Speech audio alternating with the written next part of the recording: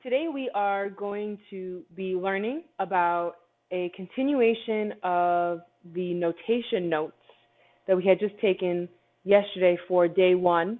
And yesterday our focus really was only on just writing or rewriting between both notations. And in our class conversation we had talked about how in the future we would learn how not just to rewrite but also keep going. So today's notes are about that keep going part. Let's get right into these notes on how to simplify a radical rational exponent expression. There are 3 steps. So the first step we actually already know how to do. It's what we learned how to do on day one. Rewrite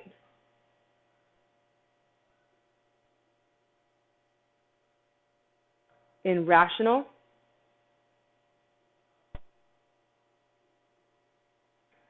that says rational. Let me fix that. Rational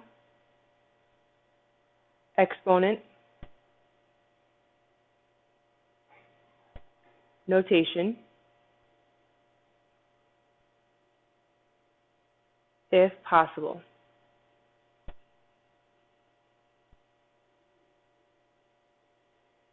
Our next 2 steps will be the new knowledge for today.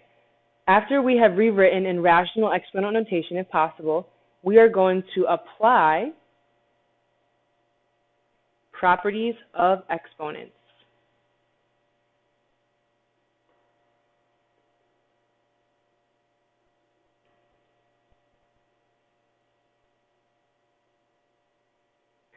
And then last, simplify and evaluate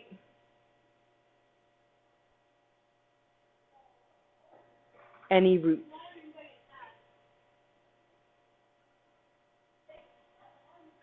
So this was yesterday.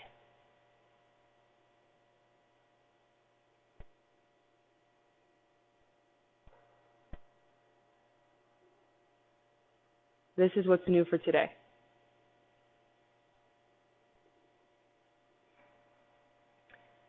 The best way for us to learn how to do this is to get right into some practice. So let's start with number 1. Number 1 says 6 to the 1/5 times 6 to the 2/5. There's no need for me to rewrite in rational exponent notation because I already have rational exponent notation. As a reminder, rational exponent notation just means fraction exponent.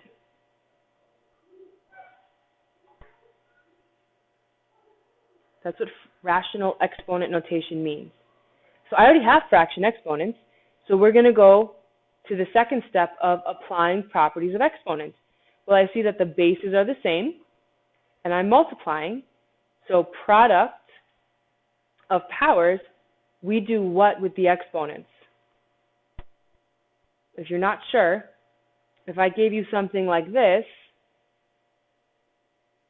we would add the powers, 2 plus 4, and we would get x to the 6th. The same principle applies, except now we'll be adding fractions. So here, I need to add 1/5 plus 2/5. What's nice is that I have a common denominator already, so I get 3 to the 5th. So my answer will be 6 to the 3/5.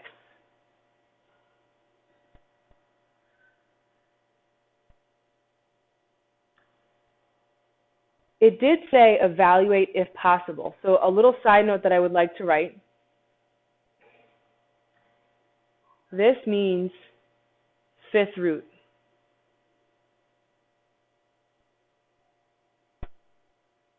Fifth root of, actually, I'm going to leave it there. I take it back. So we're done. 6 to the 3/5. By the time we're done with the rest of our examples, we'll see what it means to take something farther. So my little tangent just now, take it as a reminder that this is the 5th root, and then my power is 3. Moving on to number 2. Says 32x to the 3/4 divided by 16 x to the 1/2. So take a second. I'm going to wait for a moment and let you really look at what we have and decide what can I do here. I'm hoping as we look at this that our first thought is that 32 divided by 16, that is something I can do. 16 goes into itself once and into 32 twice.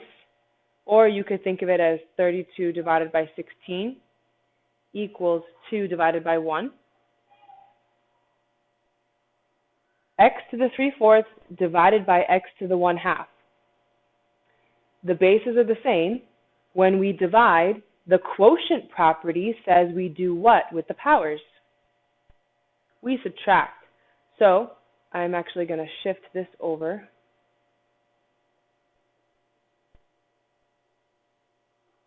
Make sure it's not in my way. So we need to work on 3/4 minus 1/2. So unlike number 1, where I had common denominators, here I don't. So we are going to have to recall how to get a common denominator. 3/4 and 1/2, my least common denominator is going to be 4, because 4 I already have, and 2, I can do 2 times 2 and get 4. If I multiply the denominator by 2, I have to multiply the numerator by 2. We say that a lot, but just a little side note. The reason why I can do that, technically 2 divided by 2, think about that. What is that? Well, 2 divided by 2 really is just 1. So you're not actually changing the value of 1/2. That's why whatever we multiply the denominator by, we have to multiply the top. Back to the math at hand, this becomes 3/4 minus 2/4. Now that I have a common denominator, I get 1/4.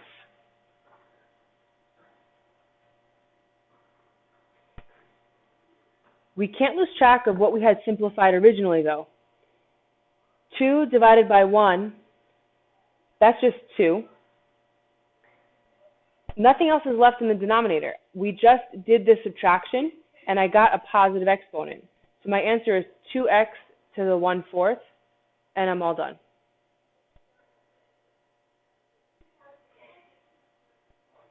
If this had come out, what I'm about to write, don't write down. If this had come out as a negative 1/4, 2 would have stayed in the numerator, and I would have had x to the 1/4 in the denominator, if this had been negative. Just a reminder of our prior knowledge with negative exponents. Moving on to number 3. Take a look. Each time I'm going to wait just a second so you have a chance to look at it first and make a decision on hopefully what property can I use. So here, I'll give you another second or two.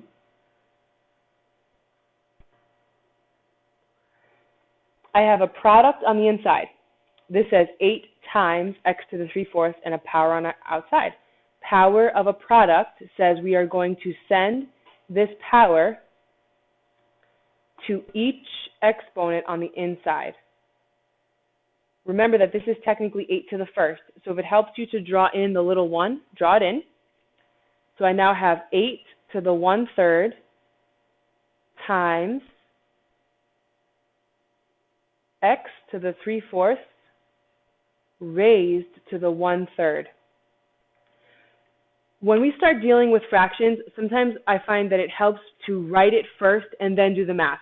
So if you notice, I didn't actually multiply yet, I just wrote it. We can continue evaluating.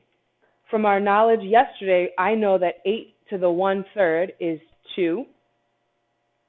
Multiplying fractions is nice because we do not need a common denominator. We multiply the numerator, and then we multiply the denominators, and we're done. So this will be 2x. 3 times 1 is 3.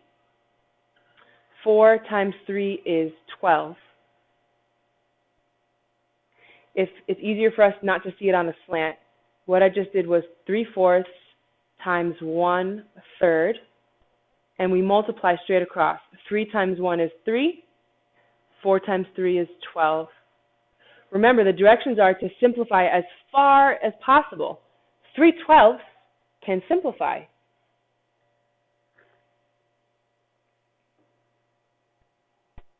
3/12 simplifies to 1/4. And now I am done.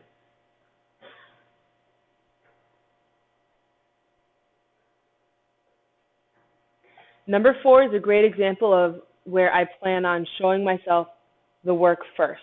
So I know I'm sending in this power to both of these powers. I'm going to choose to write x to the negative 2/5 to the 1/2. Because I'm saying 1/2 times this. But I don't want to try to do that in my head. I write it out first. Times y to the 1/3 to the 1/2. No math has happened yet. I simply have taken a moment to give myself a helpful in-between step so I can see what I'm about to multiply. Again, with multiplying, we do not need a common denominator.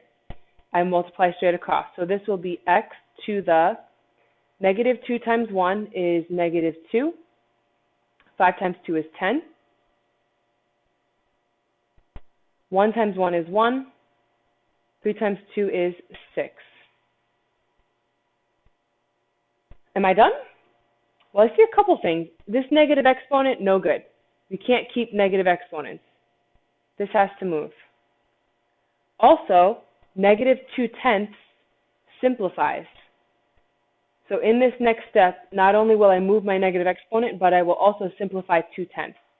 So my answer is going to be y to the 1/6 divided by x. Notice it's moving to the denominator. 2/10 simplifies to 1/5. And now I'm done. Remember that everything is technically a fraction. So when we had x to the negative 2/10 times y to the 1/6, that was technically divided by 1. We just never write in the divide by 1 piece. If it helps you to write it in, do so, because then I see that this piece physically is going to move to the denominator. Number 5. So take a look at number 5 and decide what's different about number 5 compared to numbers 1 through 4. Starting with number 5, we have the radical back in the mix. Remember, this is called a radical. So here, step 1 comes into play. Rewrite in rational exponent notation if possible. So we are not going to start trying to do any work on this until we have a rational exponent or a fraction, so to speak, as an exponent. So x to the 5th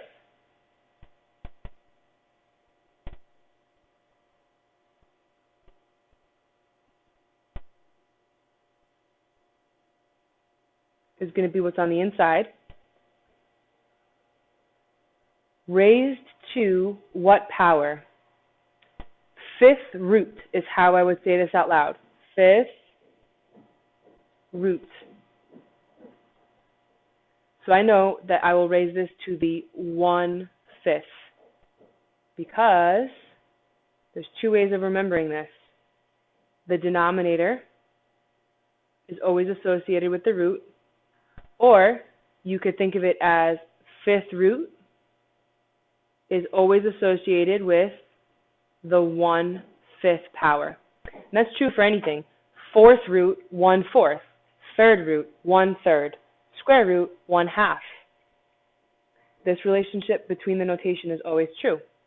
So why is this really helpful? Because now we are going to apply properties of exponents. Well, power of a power, power raised to a power, what do we do with these exponents?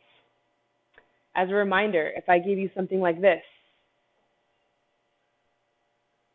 I'm hoping we would remember that power of a power, power to a power, we multiply. That would get us x to the 10th. Same principle applies. Here we're going to be doing 5 times 1/5. Well, 5 times 1/5 is the same as saying 5 divided by 5. which is just x to the first. If you choose to write the first, you could.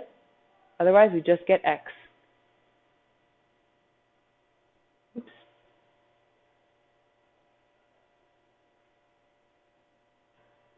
Make some space. For those of us who are not sure where I got 5/5 from, really think about how you could write 5. 5 means 5 divided by 1. Let me say that again. 5, I could write as 5 divided by 1. I am multiplying by 1/5. So when I multiply straight across, 5 times 1 is 5. 1 times 5 is 5. That's where the 5/5 came from.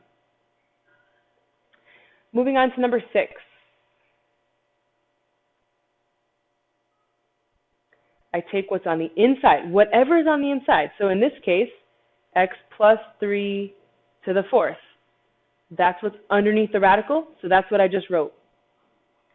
Raised. So you can either draw a bigger set of parentheses, or what some people like to do is use brackets. Whatever makes you happy. What is this going to be raised to? Well, 4th root is associated with 1/4. Again, I took what was underneath the radical, wrote it down. So it said x plus 3 to the 4th, so I wrote x plus 3 to the 4th. Then I said, well, I've got the 4th root. 4th root means raised to the power of 1/4. 4th root, 1/4 are the same. Power of a power, we multiply. As 10th graders, I would be comfortable with you realizing that 1/4 times 4 is 1. For the same reason, 4 divided by 1 times 1/4 equals 4 divided by 4, which equals 1. So 4 times 1/4, that cancels, leaving x plus 3. And that's as far as we go.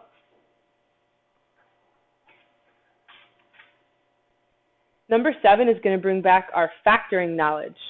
Here, a is 1. I'm looking for factors of 49 that add to negative 14. Factors of c that add to b.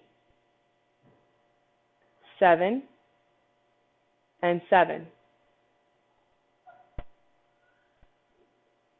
But I have to multiply to a positive 49, add to negative. So both of these will be negative. And I'm still okay, because negative times a negative is positive.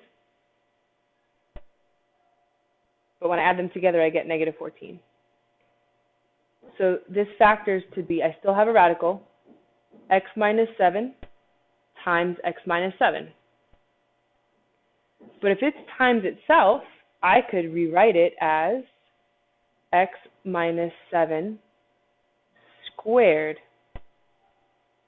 No different than x times x equals x squared. This is being multiplied by itself twice, so x minus 7 squared.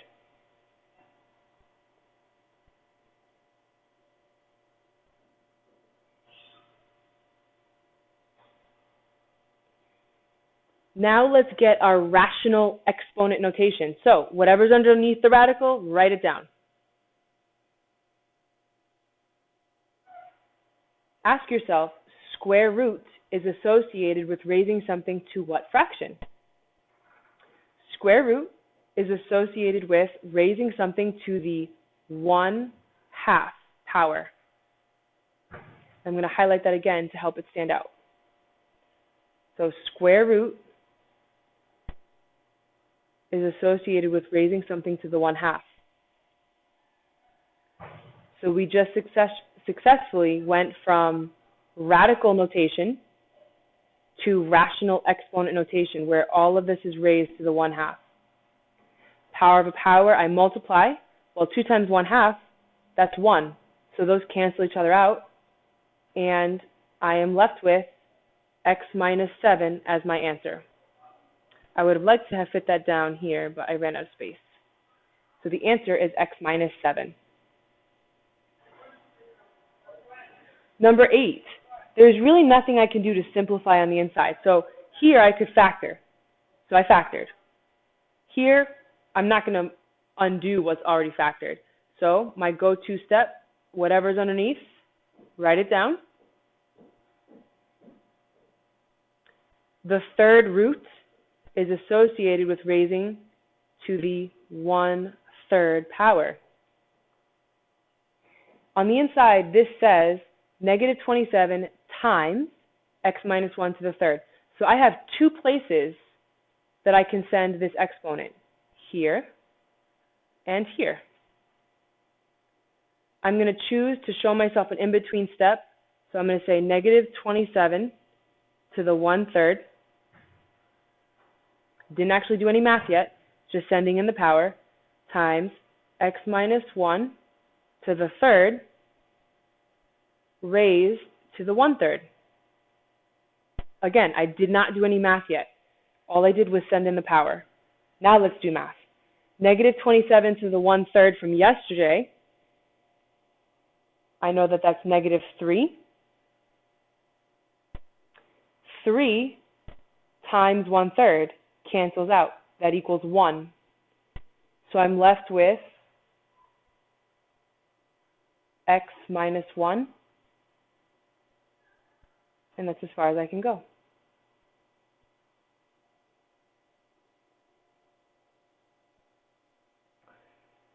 These two are really good ones to take a minute to think about.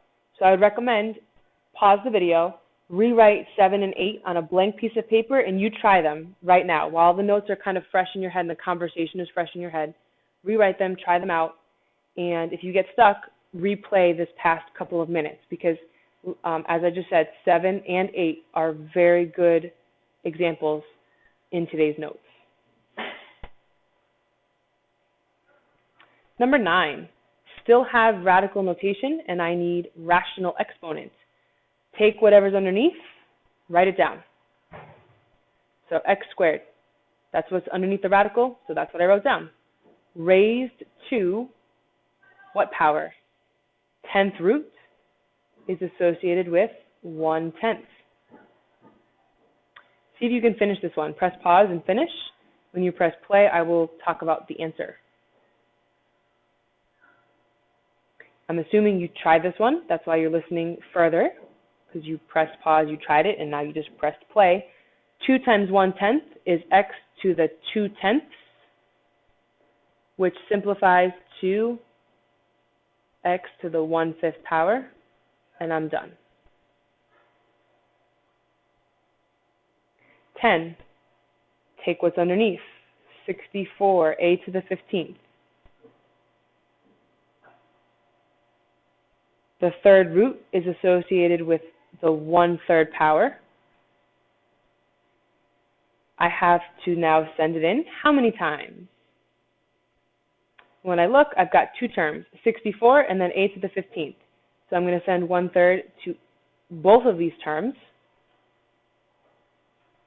The more you write, the more you show your brain, the more you increase your chances of getting this right.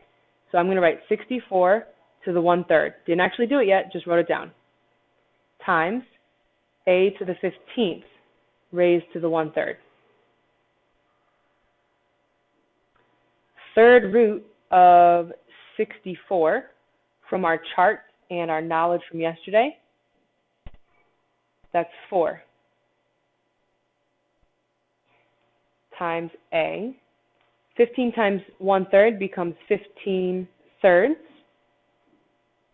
And that simplifies to 4a to the 5th.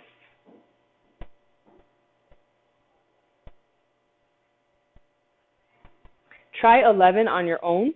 So press pause and try 11 by yourself.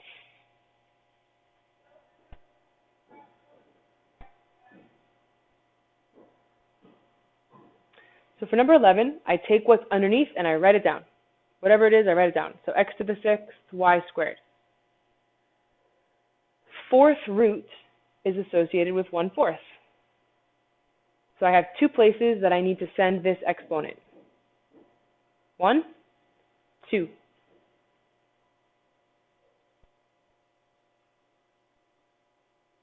Because I'm not sending it into a fraction, I will do the math immediately.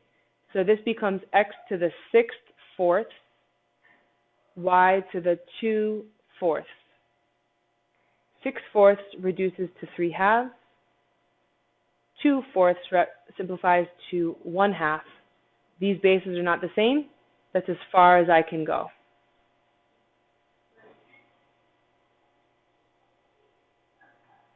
"12 is interesting. We have a root inside of a root. So we're actually going to start from the inside. Just like before, when I had something on the inside, we're starting on the inside. Except I'm going to be strategic, and I know I'm working towards fraction exponents, so I choose to write the square root of x as x to the 1 half. So all I did was say square root of x is the same as x to the 1 half. What's being done to the square root of x? Well, the next piece here is the third root. The third root is associated with 1/3 as an exponent. 1 half times 1/3 is 1/6.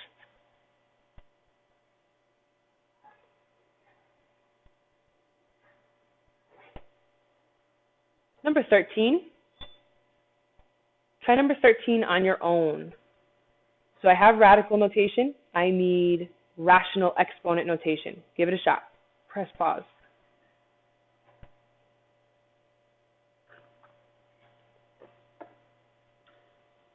All right, so for 13, square root of z is z to the 1 half.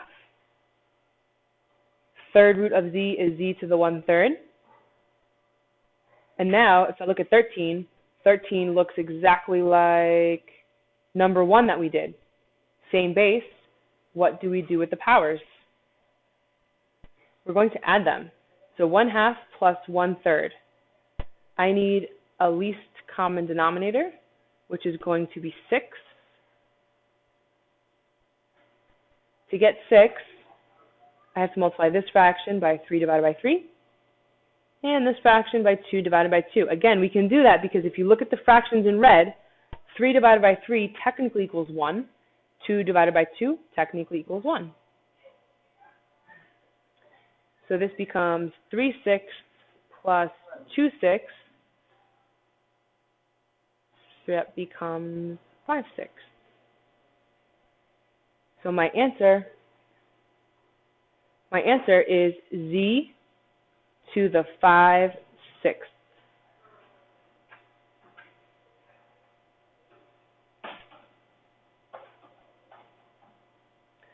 "14, I'll start with you, and then I would like you to finish. Square root of 2, I know that I can write that as 2 to the 1 half.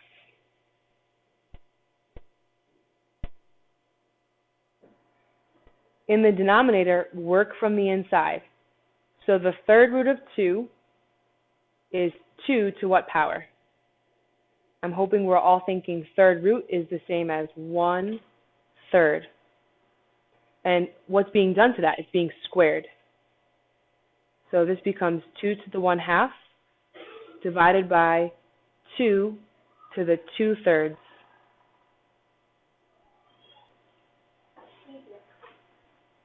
So notice the importance of really being able to understand how to rewrite. The entire key, or the key strategy here, was knowing that square root of 2 is 2 to the 1 half. And then this does look a little funky, but I decided to focus on the inside first, and I see third root of 2. Third root of 2, I can write as 2 to the 1/3. That is purely a notation fact. But if I don't know that I can rewrite third root of 2 as 2 to the 1/3, I'm not going anywhere. I'm going to get stuck. The notation gives me the ability to keep going.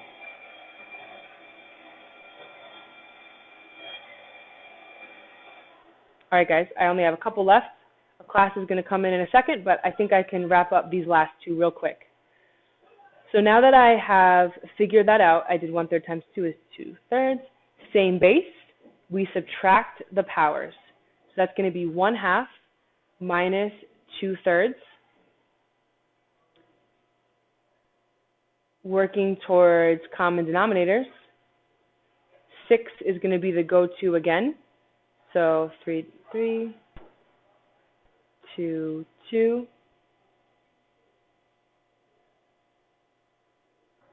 So that's 3, 6 minus 4, 6. And I get a negative 1, 6. So that's 2 to the negative 1, 6. We cannot have negative exponents. This is technically divided by 1. So this has to move.